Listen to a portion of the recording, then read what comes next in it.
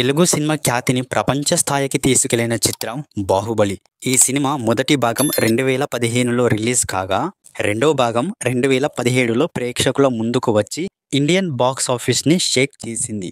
10 ఏళ్ల తర్వాత ఇప్పుడు ఈ రెండు సినిమాలు కలిపి ఒకే చిత్రంగా 'బాహుబలి ది ఎపిక్' పేరుతో నేడు అక్టోబర్ 31వ తేదీన మరోసారి ప్రేక్షకుల ముందుకు వచ్చింది. ఓవర్సీస్‌తో పాటు ఇక్కడ కూడా మూవీ ప్రీమియర్స్ ప్రదర్శించారు. తెలుగు సినిమాను గ్లోబల్ బ్రాండ్‌గా మార్చిన ఈ చిత్రం ఎలా ఉందో రివ్యూలో చూద్దాం. ముందుగా చెప్పినట్లుగా ఇదంతా అందరికీ తెలిసిన, చూసిన కథే. పార్ట్ 1 చూసినప్పుడు బాహుబలిని కట్టప్ప ఎందుకు చంపాడో తెలీదు. కాబట్టి అంతా పార్ట్ 2 చేశారు. మరి 'బాహుబలి ది ఎపిక్' దేనికోసం చూస్తారు? ఆల్రెడీ చూసి ఉన్న చిత్రమే కదా అని అంతా అనుకుంటున్నారు. కానీ ఇక్కడే జక్కన్న మరోసారి మ్యాజిక్ చేశాడు. బోర్ కొట్టకుండా భారీ యాక్షన్ సన్నివేశాలు, ఎలివేషన్స్తో కథను చెప్పుకొచ్చాడు.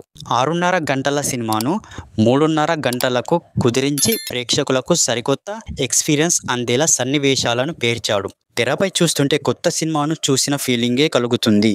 ఫస్ట్ హాఫ్లో పార్ట్ 1 కథని, సెకండ్ హాఫ్లో పార్ట్ 2 కథని చూపించాడు.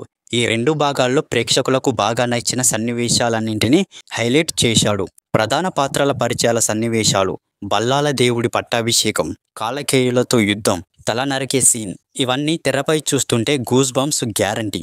రెండు భాగాల్లో ఏదో ఒకటి చూసిన వారికి కూడా ఈ సినిమా అర్థమయ్యేలా సీన్లను పేర్చాడు. అవంతిక లవ్ స్టోరీ సీన్లను కట్ చేసిన, కొత్తగా చూసిన వారికి అర్థమయ్యేలా రాజమౌళి వాయిస్ ఓవర్ ఇచ్చాడు. సుదీప్ కిచ్చతో పాటు కొన్ని కీలకమైన సీన్లను, పాటలను తొలగించిన, కథలోని ఆత్మను మిస్ కానివ్వకుండా జక్కన్న జాగ్రత్త పడ్డాడు. కీరవాణి రికార్డింగ్ కూడా ఈ సినిమాకు ఫ్రెషర్ని తీసుకొచ్చింది. అయితే నిడివి మాత్రం కాస్త ఇబ్బంది అనే చెప్పాలి. కనీసం ఇంకో 20 నిమిషాల పాటు నిడివిని అయినా తగ్గిస్తే బాగుండేదేమో. మొత్తానికి 'బాహుబలి 1 అండ్ 2' లాగే ది ఎపిక్ చిత్రాన్ని కూడా థియేటర్ విజువల్ వండర్లా తీర్చిదిద్దడంలో జక్కన్న 100% సక్సెస్ అయ్యాడు. నటీనటుల పర్ఫార్మెన్స్ గురించి కొత్తగా చెప్పడానికి ఏముంది? ప్రభాస్, రానాతో పాటు ఇందులో కీలక పాత్రల్లో నటించిన వారంతా తమ తమ కెరీర్లో ది బెస్ట్ ఇచ్చారు. ప్రభాస్, అనుష్క జోడీని మరోసారి అలా తెరపై చూస్తుంటే రెండు కళ్ళు చాలవు అన్నట్లుగా ఉంటుంది. యాక్షన్ సీన్లలో రానా, ప్రభాస్ పోటీ పడి నటించారు. సాంకేతికంగా సినిమా చాలా అద్భుతంగా ఉంది.